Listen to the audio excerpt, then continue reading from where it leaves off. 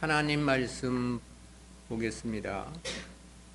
하나님 말씀은 구약 성경 말라기서 2장 17절부터 3장 6절 말씀까지입니다. 제가 봉독합니다. 너희가 말로 여호와를 괴로우시게 하고도 이르기를 우리가 어떻게 여호와를 괴로우시게 하였나 하는도다. 이는 너희가 말하기를 모든 행악하는 자는 여호와의 눈에 선이 보이며 그에게 기쁨이 된다 하며 또 말하기를 공의의 하나님이 어디 계시냐 함이니라. 만군의 여호와가 이르노라. 보라, 내가 내 사자를 보내리니 그가 내 앞에서 길을 예비할 것이요 또 너희의 구하는 바 주가 호련히 그 전에 임하리니 곧 너희의 사모하는 바 언약의 사자가 임할 것이라. 그의 임하는 날을 누가 능히 당하며 그의 나타나는 때에 누가 능히 서리요. 그는 금을 연단하는 자의 불꽃 불과 표백하는 자의 잿물과 같을 것이라. 그가 은을 연단하여 깨끗게 하는 자같이 앉아서 레위 자손을 깨끗게 하되 금 은같이 그들을 연단하리니 그들이 의로운 제물을 나 여호와께 드릴 것이라. 그때 유다와 예루살렘의 헌물이 옛날과 고대와 같이 나 여호와께 기쁨이 되려니와 내가 심판하러 너희에게 임할 것이라. 술수하는 자에게와 간음하는 자에게와 거짓 맹세하는 자에게와 품꾼의 삭세에 대하여 억울케 하며 과부와 고아를 압제하며 나그네를 억울케 하며 나를 경외치 아니하는 자들에게 속히 증거하리라. 만군의 여호와가 말하였느니라. 나 여호와는 변혁지 아니하나니 그러므로 야곱의 자손들아 너희가 소멸되지 아니하느니라. 아멘. 오늘은 말라기서 제9강 메시아 돌의 예언이라는 제목으로 말씀을 듣겠습니다. 이 말라기 3장은 넓게는 이스라엘 백성들의 죄악과 심판을 경고한 1장 6절부터 4장 3절까지의 일련 기사입니다. 그리고 좁게는 백성들의 죄를 구체적으로 지적하며 심판을 경고하는 2장 10절부터 4장 3절까지의 일련 기사 연속 부분입니다. 이러한 문맥하에 본장을 보다 상술하면 크게 세 부분으로 요약이 됩니다. 먼저 전반부 2장 17절부터 3장 6절까지는 메시아 돌의 예언과 관련한 말씀입니다. 그리고 중반부가 되는 7절부터 12절은 11조와 헌물에 대해서 지적한 말씀이고요. 끝으로 후반부가 되는 13절부터 18절은 의인이 고난받고 악인이 도리어 번성하는 모순된 현실에 대해 논증하고 있는 말씀입니다. 즉 모순된 현실에서 하나님 섬김에 대한 회의를 느끼는 사람들에게 의인과 악인이 맞게 될 최후 심판을 통해서 한편으로는 위로를 한편으로는 경고를 바라신 말씀입니다. 따라서 본장은 크게 주제가 셋으로 구분이 되는데요. 그 중에 첫 번째 주제인 본문 2장 17절부터 3장 6절까지는 총 6편의 설교 중 네 번째 설교에 해당하는 부분입니다. 이에 대해서는 구속사적 교훈까지 소주제가 넷으로 요약이 됩니다. 첫 번째는 메시아 돌의 예언의 서론입니다. 이에 해당하는 17절은 내용을 셋으로 구분해서 살펴보겠습니다. 첫 번째는 17절 상반절에서 너희가 말로 여호와를 괴로우시게 하고도 이르기를 우리가 어떻게 여호와를 괴로우시게 하였나 하는도다 했습니다. 여기서 이 괴로우시게 하고도로 번역된 히브리어 흐가으템의 기본형 야가은은 본래 노동으로 말미암는 고통이나 피로를 나타내기도 하고 실증이라는 의미로도 사용이 됩니다. 본문에서는 복수형과 사역 능동형으로 사용이 되어서 당시 유다가 하나님의 진노와 염증을 유발했음을 지적하고 있습니다. 이 복수형과 사역 능동형이란 죄악이 단회적이거나 실수로 인한 것을 지칭함이 아닙니다. 지극히 고의적이고 지속적이었다는 것을 뜻합니다. 그런데 보다 더 중요한 것은 그러면서도 자신의 잘못을 전혀 알지 못한다는 사실입니다. 때문에 저들은 언제 우리가 하나님을 괴롭게 한 적이 있느냐고 반문했음을 말씀했죠. 두 번째는 17절 중반절에서 이는 너희가 말하기를 모든 행악하는 자는 여호와의 눈에 선이 보이며 그에게 기쁨이 된다 하며 그랬습니다. 이는 당시 이스라엘의 죄가 과연 무엇인가를 밝혀준 말씀인데요. 본문은 악을 행하는 모든 자라는 단어가 문장 서두에 위치해서 저들의 악을 특별히 강조하고 있습니다. 이 전체적인 의미는 하나님께서 오히려 악을 행하는 자를 선하게 보시고 그들을 더 기뻐하신다고 생각했음을 지적한 것입니다. 이러한 진술은 말라기 당시 유다 백성들이 하나님을 철저히 왜곡하여 판단하고 있었음을 말해줍니다. 어떻게 해서 이런 일이 있을 수 있는가? 그것은 하나님의 뜻이 자기들 생각대로 이루어지지 않았기 때문이었을 것입니다. 학개 선지자는 성전 건축을 촉구하면서 선민의 영광의 날의 도래와 악한 이방 대적들의 파멸을 예언한 바 있습니다. 그러나 그 예언이 거의 1세기가 지난 시점에도 전혀 이루어지지를 않고 있었습니다.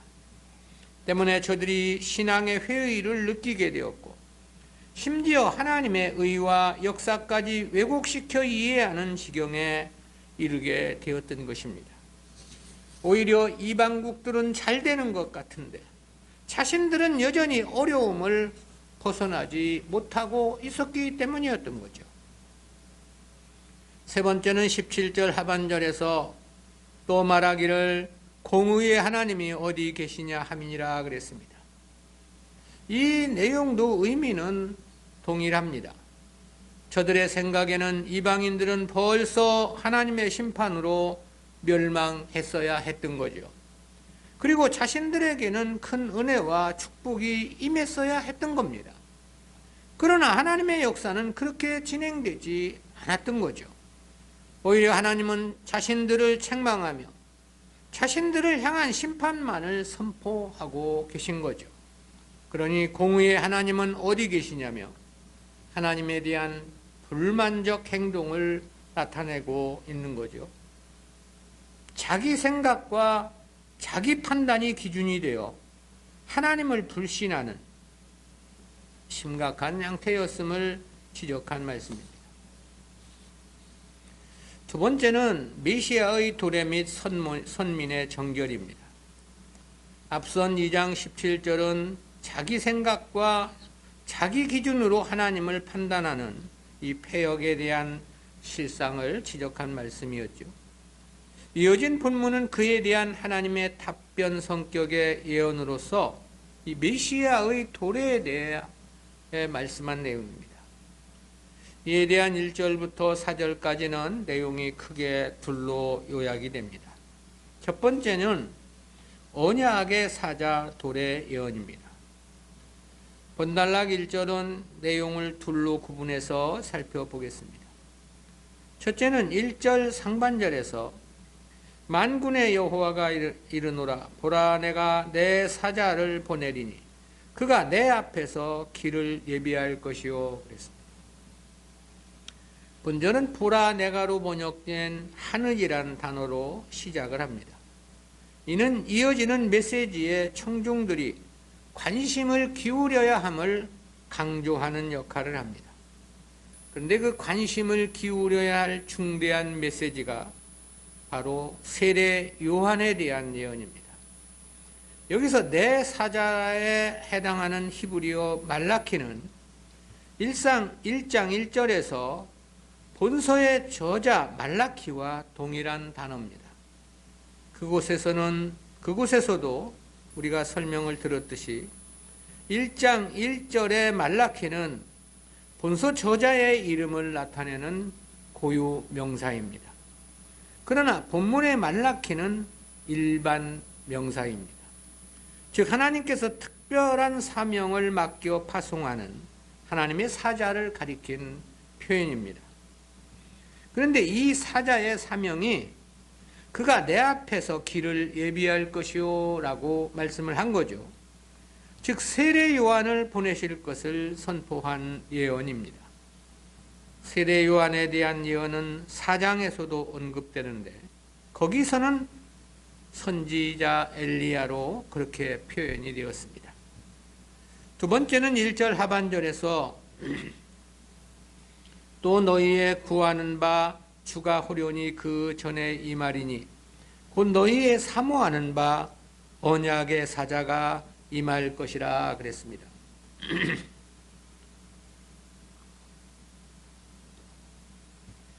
이 상반절은 세례 요한에 대한 예언인데요. 근데 하반절 본문은 메시아에 대한 예언입니다. 본 문장에서 주와 언약의 사자는 동의어로 사용이 되었습니다. 이와 같은 표현은 메시아와 여호와 하나님은 동일한 분이라는 의미가 함유되어 있습니다. 여기서의 주는 여호와 하나님을 가리키는 것이고 언약의 사자는 메시아를 가리키는데 이 둘이 동의어로 사용이 되었기 때문입니다. 메시아에 대해서 언약의 사자로 표명되는 것은 그가 하나님의 언약을 실현하기 위해 파송되는 분임을 나타내주고 있는 것입니다. 여기서의 언약은 옛 선악과 언약과는 대비되는 새 언약을 말씀한 것입니다. 이 새 언약에 대해서는 과거 이사야 선지자도 언급을 했고 예레미야 선지자도 예언을 했습니다. 또한 주님께서도 십자가를 지시기 전날 밤 자신이 흘리시는 피가 바로 이 새 언약을 이루시는 피임을 선언하기도 하셨습니다. 따라서 이는 메시아에 대한 예언임이 분명한데요. 그리고 너희의 구하는 바로 번역된 히브리어 아템 메바크심은 당시 귀한민들이 하나님께서 언약하신 메시아를 기다렸다는 그런 뜻입니다. 그런데 저들이 기다린 주님께서 오시되 호련히 임하신다고 말씀했습니다. 여기서 호련히로 번역된 히브리어 우피트홈은 갑자기 또는 돌연히 또는 벼란간이라는 그런 뜻인데요. 생각지도 못했던 때에 메시아께서 오실 것이라는 그런 뜻이 되겠습니다. 이는 이스라엘의 영적인 어두움과 상관된 말씀이기도 합니다.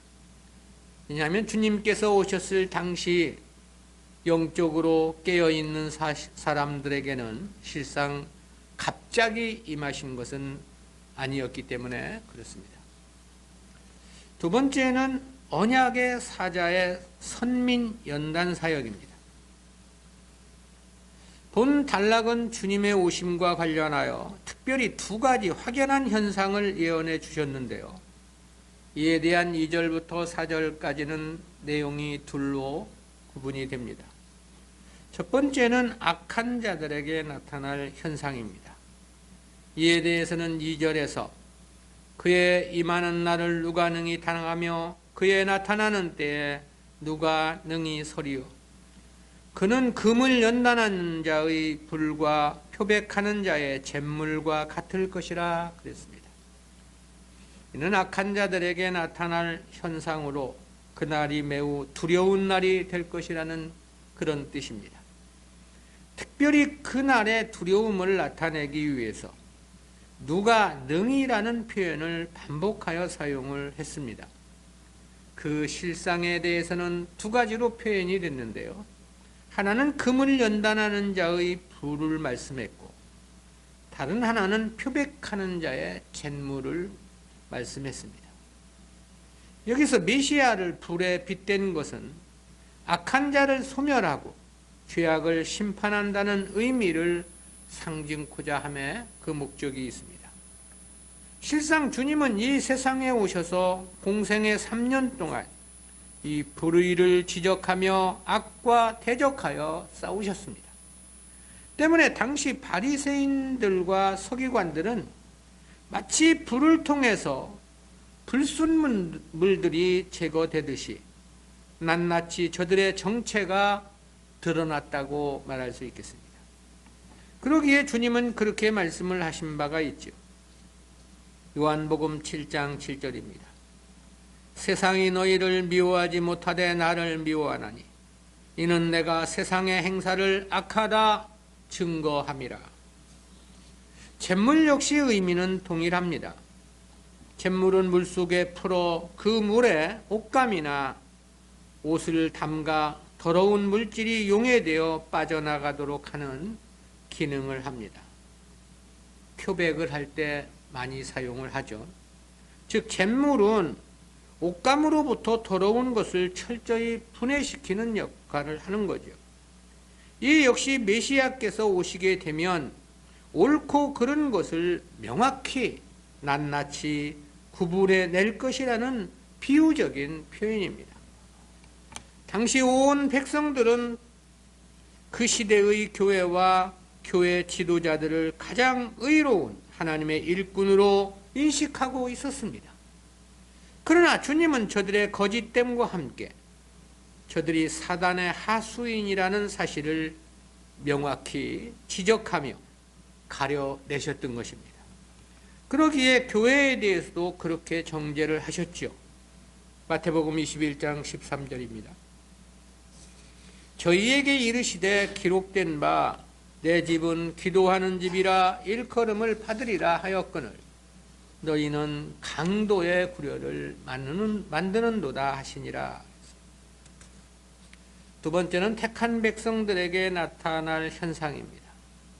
이에 대한 3절, 4절은 내용을 셋으로 구분해서 살펴봅니다. 첫째는 3절 상반절에서 그가 은을 연단하여 깨끗게 하는 자같이 앉아서 레위 자손을 깨끗게 하되 금, 은같이 그들을 연단하리니 그랬습니다.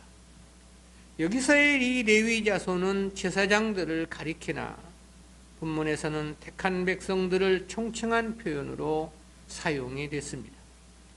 그것은 메시아가 오신 신약 시대는 실제 만인 제사장 시대와 같기 때문입니다. 주님은 저들에 대해서 은과 금을 연단하듯이 깨끗게 할 것이라 그랬습니다. 이에 해당하는 외티하르는 육체적이나 도덕적으로 순수한 상태를 나타내는 단어입니다. 때문에 대부분 주석가들은 성도들의 신앙을 온전케 성장시켜 주실 것이라는 의미로서 해석을 했습니다. 그런데 이 단어가 동사 완료용으로 사용이 돼서 주님께서 행하실 사역임을 분명히 한 것입니다. 실제 성도가 깨끗게 된 것도 성도들의 행위에 의해서는 아니었죠. 주님의 대속의 결과가 가져다 준 은혜의 결과였습니다. 두 번째는 3절 하반절에서 그들이 의로운 제물을 나 여호와께 드릴 것이라 그랬습니다. 이는 주님의 대속으로 의롭다 칭함을 받은 성도들이 주님을 섬기게 될 것이라는 그런 뜻입니다. 일부 세대주의자들은 이를 천년 왕국에 세워진 성전에서 레위 자손들이 제사를 드리는 장면으로 해석을 하던데요. 그러나 그럴 수는 없습니다. 그것은 그들의 주장처럼 천년 왕국이 지상에서 세워지는 것이 아니기 때문에 그렇고요. 또한 주님께서 자신의 몸을 십자가의 제물로 드림으로써 다시는 속죄 제사를 드릴 필요가 없기 때문에 그렇습니다. 말라기 당시 레위인들은 총독도 받지 않을 더러운 제물을 하나님께 드렸습니다. 그러나 주님께서 대속을 이루신 이후 신약의 성도들은 의로운 제사를 하나님께 드릴 것이라는 그런 의미인 거죠. 이 역시 주님의 대속이 완성되었기 때문에 가능한 것이라고 말할 수 있겠습니다. 세 번째는 4절에서 그때 유다와 예루살렘의 헌물이 옛날과 고대와 같이 나 여호와께 기쁨이 되려니와 그랬습니다. 이는 온전한 제사가 하나님께 드려지던 과거 시대를 염두에 둔 표현이죠. 아마 아브라함이나 모세 시대를 염두에 둔 표현으로 이해할 수도 있겠습니다. 그때와 마찬가지로 주님의 대속의 은혜로 깨끗게 된 자들의 예배는 하나님의 기쁨이 될 것이라는 그런 의미가 되겠습니다. 세 번째로는 공의의 심판 및 선민의 견인 약속입니다.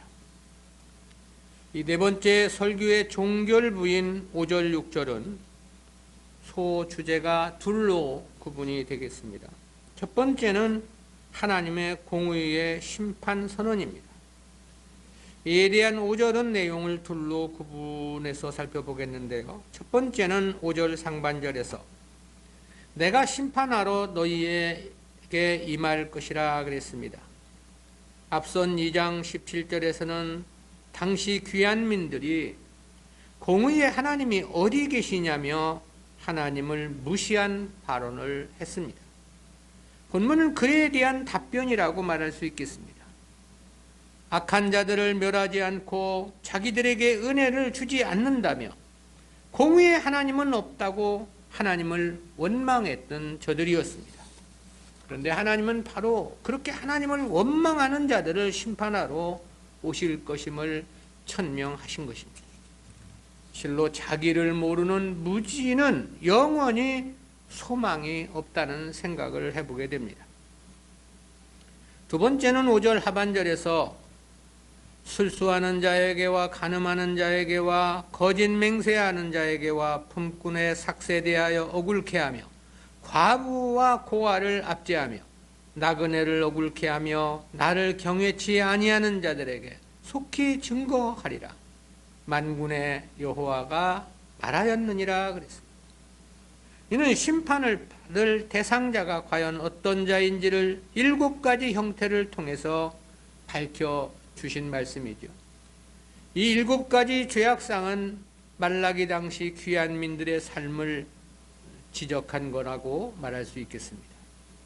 술수하는 자란 마술과 같은 것을 통해서 점을 치는 것을 이야기하는 거고요.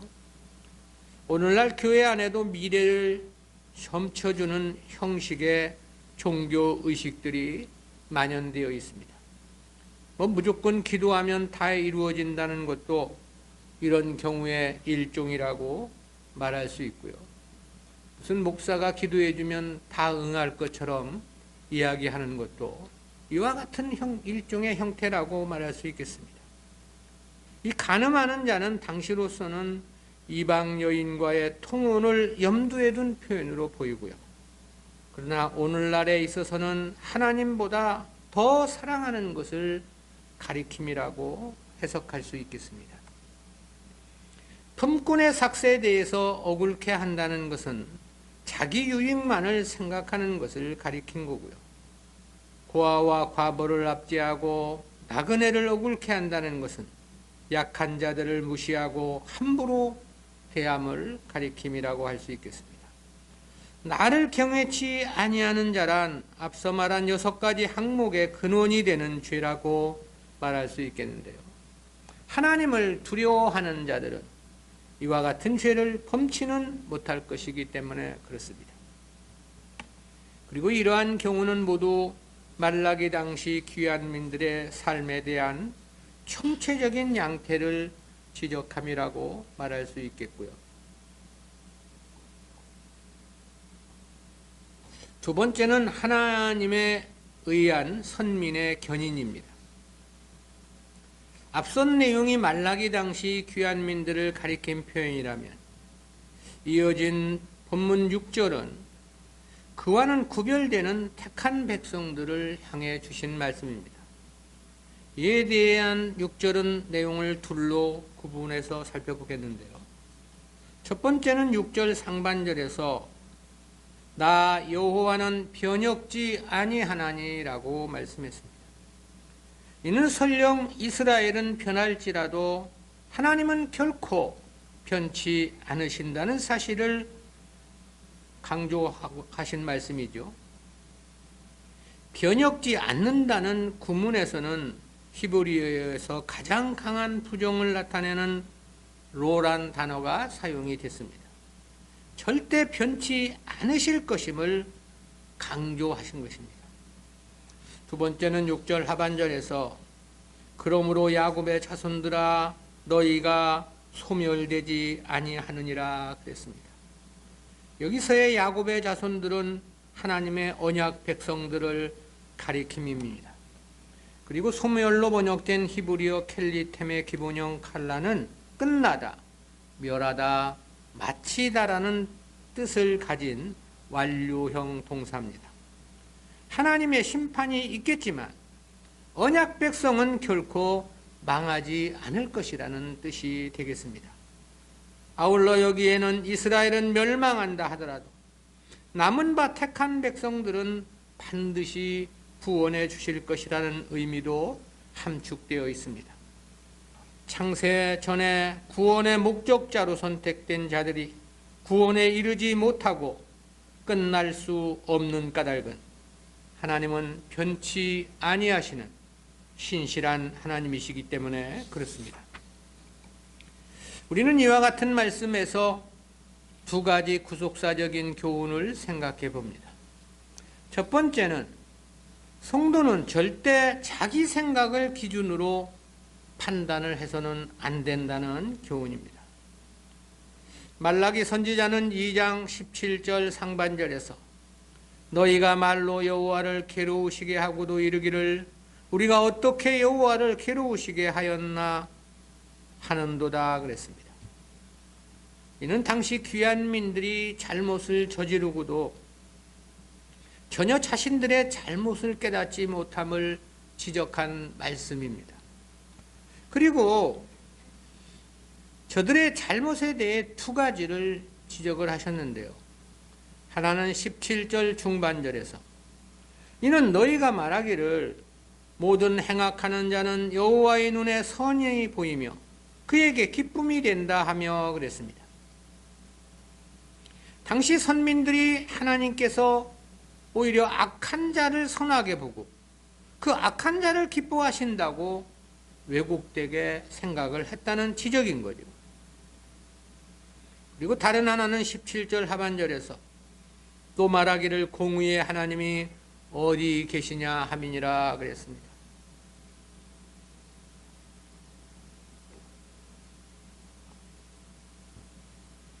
하나님은 공의롭지 못하다고 불평했다는 그런 지적인 거죠. 근데 이와 같은 당시 귀환민들의 생각은 순전히 자기 기준에 따라 생각하고 판단했던 결과였던 거죠. 자신들의 생각에는 자기들이 어려움에도 불구하고 바벨론에서 귀환을 한 것으로 생각을 했을 겁니다. 그리고 그 어려운 가운데서 성전도 재건을 했다고 생각을 했겠죠. 그리고 예루살렘 성벽까지도 완공을 했다고 생각을 했을 겁니다. 그리고 자신들은 여전히 하나님을 바르게 섬긴다고 생각을 했던 거겠죠. 그렇다면 하나님의 은혜 주심이 있어야 하지 않느냐고 생각을 했던 거죠. 그런데 주변국들은 악한데도 불구하고 강하고 번성하는데 자신들은 여전히 약소국가로서 어려움을 당하고 있었던 거죠. 이방국은 멸망해야 마땅함이 저들의 생각이었습니다. 반대로 자신들은 축복을 받아야 합당하다고 생각을 했던 거죠.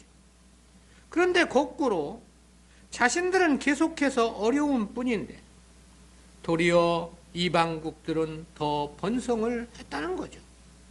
그러니 하나님이 악한 자들을 선히 보시고 오히려 악한 자들을 기뻐하는 것 아니냐고 생각을 했던 겁니다. 그래서 하나님은 공의롭지 못하다고 그렇게 불평을 털어놓고 있었던 거죠. 그러나 이는 어디까지나 그 생각의 기준이 자기였던 것입니다. 그러니 세속적 가치 기준의 판단일 수밖에 없었던 거고요. 하나님의 편에서 보면 이방인들은 어차피 심판이 확정되어 있는 자들입니다. 때문에 그들의 삶에 대해서 하나님은 특별히 간섭하심이 없으십니다. 어차피 결국은 최종 심판을 받게 될 자들이기 때문인 거죠.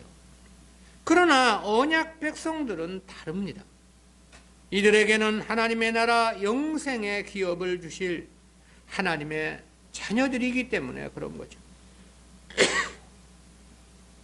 때문에 저들의 삶에 대한 하나님의 밀접한 간섭하심은 있을 수밖에 없습니다.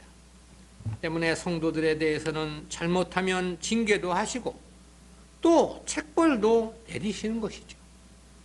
그런데 실상 당시 귀한민들은 하나님의 은혜가 아니라 책벌을 받아 마땅한 심히 왜곡된 신앙생활을 하고 있었던 것입니다. 하나님의 판단 기준에서 보면 이 귀한민들이 징계와 심판을 받아 마땅한 자들이었다라는 거죠. 그럼에도 깨닫지를 못하고 도리어 하나님은 악한 자를 선하게 보시고 기뻐한다고 이야기하고 공의의 하나님은 없다고 불평을 털어놓고 있었던 거죠. 절대 성도는 이 자기 생각으로 하나님을 판단해서는 안 되는 것입니다. 세속적 가치관으로 판단의 기준을 삼아서는 안 되는 거죠.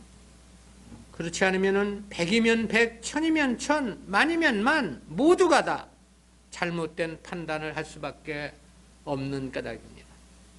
바울은 그토록 복음을 위해 헌신함에도 40의 가만, 하나 가만매를 5번이나 맞았습니다. 태장에도 3번 맞았죠. 돌에도 1번 맞았다고 그랬습니다. 자신은 마치 맘대 찢기처럼 취급을 당했다고 고백한 바도 있습니다. 아시아 에베소 사역 때는 마치 사형 선고를 받은 줄로 알았다고 고백한 바도 있죠. 그렇다면 하나님은 공의로우신 분이 아니냐라는 것입니다. 성도는 하나님의 말씀, 주님 뜻을 기준으로 생각해야 합니다. 오직 진리의 말씀을 기준으로 내세의 축복에 근거하여 판단해야 하는 것입니다. 그래야만 하나님의 역사를 바르게 깨달을 수 있는 거고요. 그리고 거기서만이 진정한 신앙생활도 가능한 것입니다. 하나님의 뜻, 진리에 대한 바른 깨달음이 요구됨도 바로 이 때문인 것입니다. 진리를 모르면 자기 생각을 기준할 수밖에 없고 자기 생각을 기준하면 세속적이고 자기 육신적인 기준으로 판단할 수밖에 없기 때문에 그런 것입니다. 두 번째는 성도의 바른 신앙생활의 중요성에 대한 교훈입니다. 그것은 말라기 당시 귀한민들의 신앙을 통해서 깨닫게 되는 교훈인데요.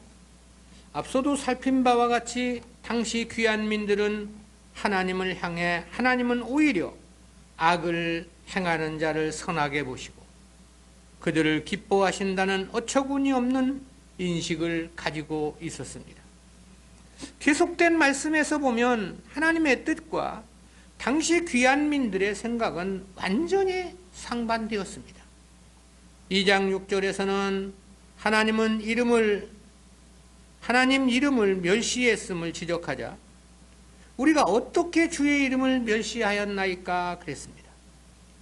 2장 13절에서는 저들이 드리는 제사를 받지 않겠다고 하시자 저들은 14절에서 어찌 미니까? 라고 질문합니다. 하나님의 처사에 도저히 이해할 수 없다는 반응인 거죠.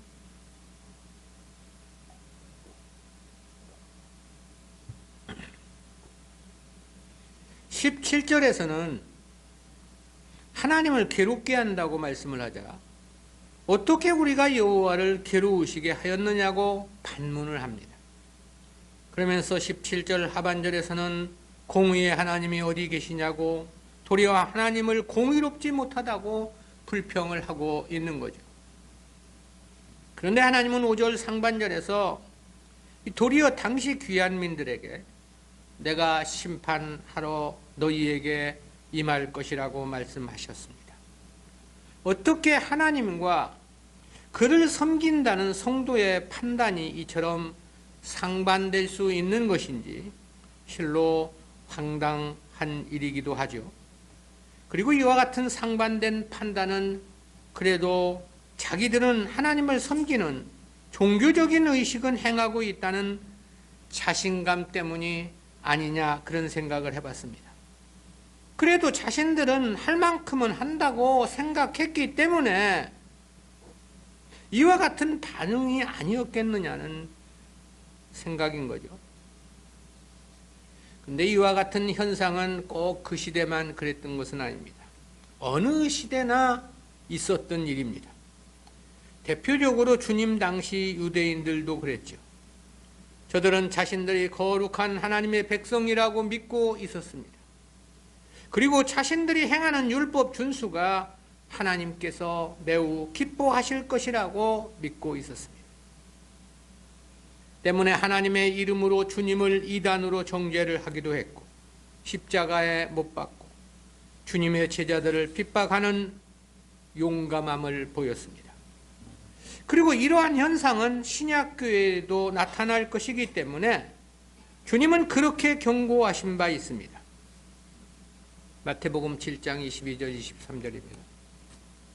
그날에 많은 사람이 나더러 이르되 주여 주여 우리가 주의 이름으로 선지자 노릇하며 주의 이름으로 귀신을 쫓아내며 주의 이름으로 많은 권능을 행치 아니하였나이까 하리니 그때 내가 저희에게 밝히 말하되 내가 너희를 도무지 알지 못하니 불법을 행하는 자들아 내게서 떠나가라 하리라. 여기에 지목된 자들은 죽어 주님 앞에 이르는 그날까지도 주의 이름으로 선지자 노릇을 했다고 철석같이 믿고 있었던 겁니다. 말씀에서 보면 자기들은 매우 열심히 그리고 잘했다고 생각했던 것으로 보입니다. 무척 자신들을 자랑스럽게 생각을 했다는 자세가 역력하죠.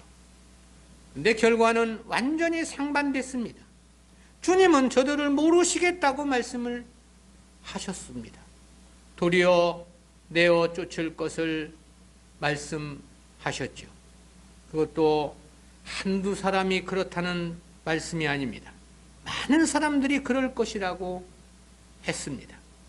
원어적인 개념은 대다수, 대부분의 사람들이 그와 같을 것이라는 의미입니다.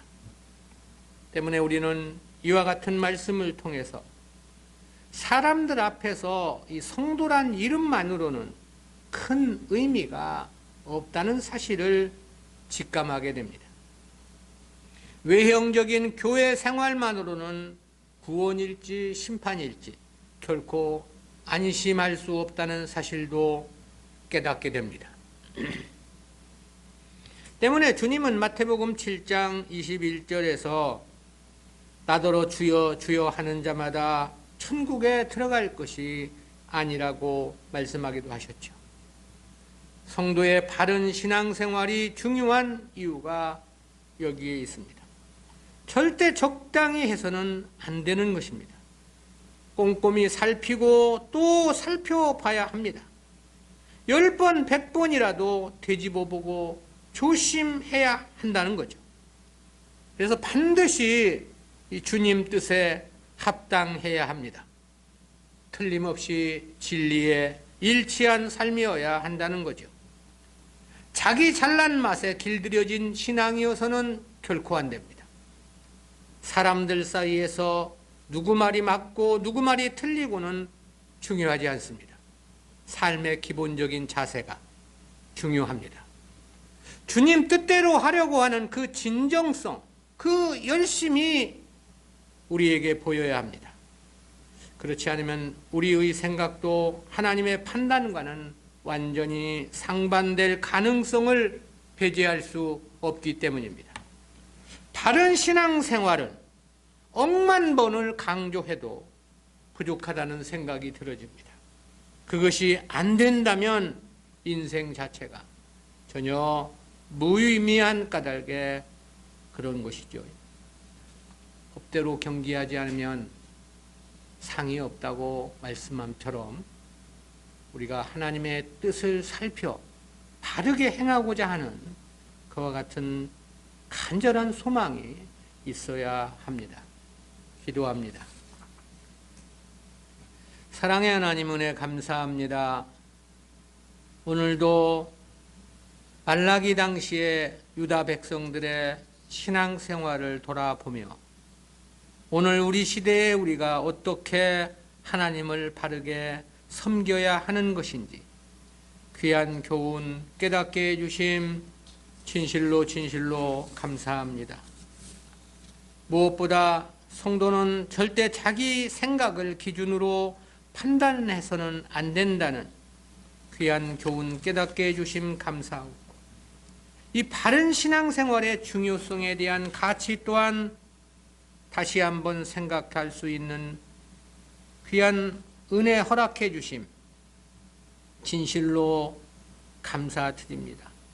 아무쪼록 우리의 하나님 섬김이 주님 기뻐하시는 주님 뜻에 합당한 신앙생활이 될 수 있기를 간절히 소망하오니 주여 붙잡아 주시고 은혜 베풀어 주시옵소서. 감사드리옵고 예수님의 이름으로 기도드리옵나이다. 아멘.